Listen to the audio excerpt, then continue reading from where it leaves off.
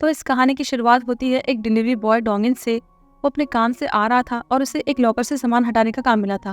वो काफी टाइम से ये काम कर रहा था। उसके बहुत से टीनेजर कस्टमर थे जो अक्सर उससे प्रैंक करते थे। अब वो सोच रहा था कि जरूर इसके अंदर भी कुछ रखा होगा। तो फिर वो उस लॉकर को खोलता है तो उसमें बाल रखे हुए थे और एक कार्ड भी था जिसमें लिखा था द हाई प्रिस्टेस। तो वो उसे अपने पास रख लेता है और फिर कस्टमर को कॉल करके बोलता है कि प्रैंक करने के लिए तुम्हारा थैंक्स। वो कहते हैं कि हाँ, इसे दिल पे मत लेना, बस ये प्रैंक था। फिर फोन कटने के बाद वो सामान डिलीवर करने के लिए निकल जाता है।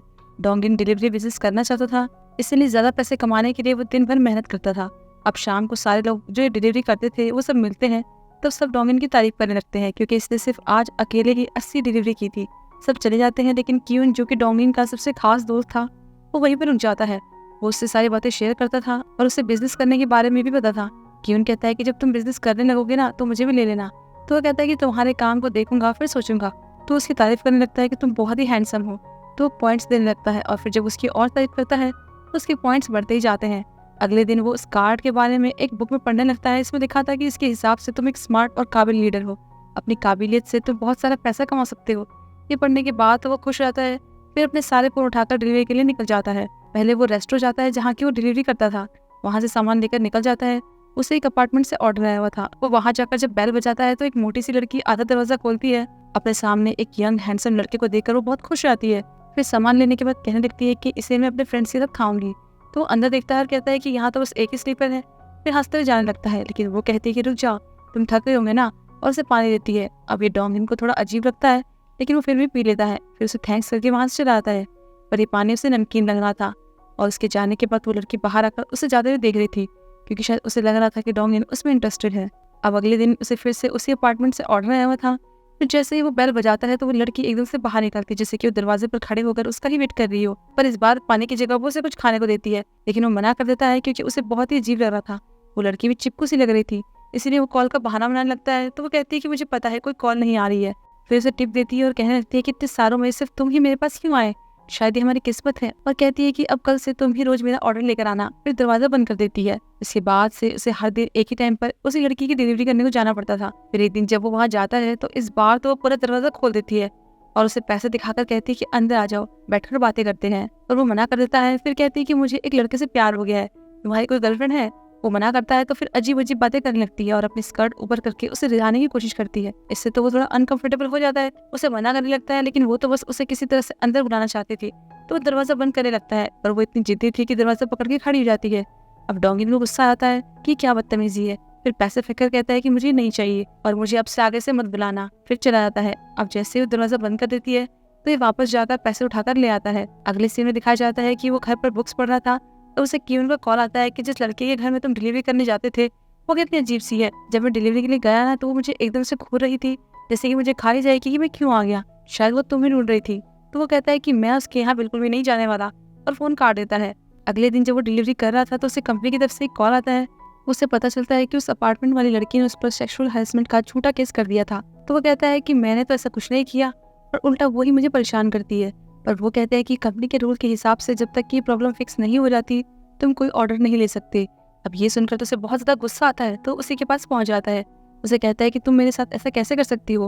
वो कहते हैं कि तुमने मेरी बात नहीं सुनी, मेरा ऑर्डर भी नहीं लिया, मुझे पूरी तरह से इग्नोर कर दिया। तो वो कहता है कि ठीक है, मैं तुम्हारा ऑर्डर लूंगा पर पहले अपनी कंप्लेंट वापस करो। तो वो दरवाजा खोलकर एक बड़ा सा कचरे का बैग बाहर रखकर कहती है कि इसे जाकर फेंक कर आओ। उसमें पैसे भी रखे हुए थे। अब डोंगिन करना तो नहीं चाह रहा था पर उसकी मजबूरी थी। और फिर जब वो उसे लेकर नीचे आ रहा था तो उसके शूज पे कुछ लग गया था। इससे उसे बहुत गुस्सा आता है क्योंकि ये उसके नए शूज थे और ये कलर नहीं था बल्कि खून था जो कि उस बैग से आ रहा था। पर वो ध्यान नहीं देता और घर चला जाता है। फिर अगले दिन वो फिर से उसके पास डिलीवरी लेकर पहुंच जाता है तो उसे सामान देखकर पूछने लगता है कि कल उस ट्रैश बैग में क्या था, बहुत ही स्मेल आ रही थी। लेकिन वो कुछ नहीं बोलती और फिर से वैसा ही एक और बैग देखकर दरवाजा बंद कर देती है। इस बार डोंगिन को ये बैग थोड़ा भारी लग रहा था, ऊपर से उसमें खून भी लगा हुआ था और ज्यादा ही स्मेल आ रही थी। तब वो उसे खोलकर चेक करने लगता है कि आखिर इसके अंदर है क्या। उसे उसके अंदर एक मांस का बहुत बड़ा टुकड़ा मिलता है। इससे तो उसे उल्टी करने जैसा हो जाता है तो वो फटाफट से बंद कर देता है। फिर अगले दिन वो क्यून से मिलता है। उससे पूछता है कि क्या कोई हमारा साथी है जिससे काफी टाइम से कांटेक्ट नहीं हुआ हो। वो बताता है कि हाँ एक है और 2 हफ्तों से उससे कोई बातचीत नहीं हुई है। वो एकदम से कहता है कि 2 हफ्ते, क्योंकि 2 हफ्ते पहले से ही उस लड़की ने वो ट्रैश बैग फेंकने को बोला था। उसे लगने लगता है कि कहीं उसने उस डिलीवरी बॉय को तो नहीं मार डाला। पर क्यून कहता है कि ऐसा वो क्यों करेगी, हो सकता है किसी जानवर का मांस हो और वैसे भी वो ऐसे बैग क्यों यूज करेगी। लेकिन डोंगिन को उस पर शक हो रहा था। अब क्यून ने पहले फॉरेंसिक में काम किया था तो डोंगिन पूछता है कि हमें कैसे पता चलेगा कि कोई खून इंसान का है या जानवर का। तो वो उसे प्रोसेस बता देता है और ये भी कहता है कि पहले तुम्हें उस मांस के टुकड़े को लाना होगा। तो अब फिर से डोंगिन उस लड़के के पास पहुंच जाता है और जब उसके बैग को फेंक रहा होता है तो उसमें से एक टुकड़ा अपने पास बॉटल में रख लेता है। फिर घर जाकर जैसे जैसे क्यून ने कहा था वैसा ही एक्सपेरिमेंट करता है और पता चलता है कि ये असल में इंसान का ही खून है। इसके बारे में वो क्यून को बता देता है। वो दोनों तो डर रहे थे कि आखिर लड़की करती क्या है। उन्हें तो यकीन हो गया था कि इसने पक्का उस डिलीवरी बॉय को ही मारा होगा। डोंगिन को तो ये सोच के डर लग रहा था कि अगर मुझे इसका ऑर्डर फिर से आए तो मैं क्या करूंगा, अब मैं वहाँ जाने वाला नहीं हूँ। तो क्यून कहता है कि अरे वो लड़की ही तो है, क्या ही कर लेगी, अगर तुम्हें डर लग रहा है तो मैं चला जाऊंगा। वो पुलिस को बताने की सोचते हैं लेकिन फिर डिसाइड करते हैं कि पुलिस को बताने से पहले उन्हें उसके घर जाकर मांस का टुकड़ा लेकर आना होगा। अब घर आकर भी वो इसी बारे में सोच रहा था तभी उसे लड़की का ऑर्डर आता है। वो सोचता है कि मैं चाकू लेकर जाता हूँ, लेकिन फिर कुछ सोचकर उसे वापस रख देता है और ऐसे ही चला जाता है। पर उसे ये आइडिया नहीं था कि अब उसके साथ क्या होने वाला है। अब जैसे ही वो वहाँ पहुँचता है तो बैल बजाने लगता है, लेकिन दरवाजे तो पहले से खुला हुआ था तो वो अंदर चला जाता है। अंदर का नज़ारा एकदम अलग ही था क्योंकि वहाँ पर बहुत ही बदबू आ रही थी और वैसे ही बहुत सारे ट्रैश बैग पड़े हुए थे। हर तरफ खून ही खून लगा हुआ था और एक मेज पर बहुत सारा खून लगा हुआ था। वो सोचने लगता है कि क्या ये इंसान का खून है। तब उसकी नज़र एक ऐसी जगह पड़ती है कि उसके तो होश ही उड़ जाते हैं। वहाँ अंदर बहुत सारे मांस के टुकड़े और हथियार रखे हुए थे। उसे पहले लगता है कि शायद ये किसी जानवर के टुकड़े हैं, लेकिन जब वहाँ पर एक टैटू बना हुआ टुकड़ा दिखता है तो उसकी हालत खराब हो जाती है क्योंकि वो इंसान का ही था। उसे तो उल्टी आने लगती है। इतने में एक लड़की की आवाज़ आती है। वो कहती है कि तुम्हें पतली लड़कियां पसंद है ना, क्या अब मैं एक लड़की लग रही हूँ। तो जब वो उस लड़की को देखता है तो उसके रोंगटे खड़े हो जाते हैं क्योंकि वो लड़की एकदम खून में लथपथ हो रही थी और उसकी पूरी बॉडी में जगह जगह कट के निशान थे। असल में ये वही मोटी लड़की थी और इसने खुद को पतला करने के लिए अपनी बॉडी को जगह जगह से काट दिया था ताकि वो डिलीवरी बॉय इसे पसंद करे। अब ऐसे में कोई किसी को देखेगा तो डर ही जाएगा, तो ये भी डर के मारे चिल्लाने लगता है और जब वो उसके पास आने लगती है तो भागने की कोशिश करता है। ऐसे में उसका पैर माउस ट्रैप में फंस जाता है और वो वहीं गिर जाता है। उसे इतना दर्द हो रहा था कि वो खड़ा भी नहीं हो पा रहा था। वो लड़की उसके पास आती है और वो सच में बहुत ही ज़्यादा घिनौनी लग रही थी। तब वो एक सुई उठाकर उसकी तरफ ले जाने लगती है और ये सीन यहीं पर कट होता है। फिर अगले दिन एक दूसरा डिलीवरी बॉय डिलीवरी के लिए यहाँ आता है तो अंदर से वही लड़की कहती है कि दरवाज़ा खुला है तो आप अंदर आ जाओ। वो थोड़ा सा अंदर जाकर कहता है कि क्या मैं इसे यही रख दूँ। तब वो उससे थोड़ा और अंदर आने के लिए कहती है और वो डर तो रहा था फिर भी अंदर आ जाता है। तब उसे भी वहाँ पर वो सब चीज़ें दिखती है और एक नोट लगाया हुआ था कि मेरा कुत्ता भौंकता नहीं है। वो थोड़ा अंदर जाता है तब वहाँ पर वो डोंगिन को खून से सना हुआ और उसकी पूरी बॉडी में कटे हुए निशानों को देखता है। उसे कुत्तों की तरह बिठाकर एक जंजीर से बांधा हुआ था, उसका मुंह भी सिला हुआ था और वो तो खाना भी एक पाइप के थ्रू ले रहा था।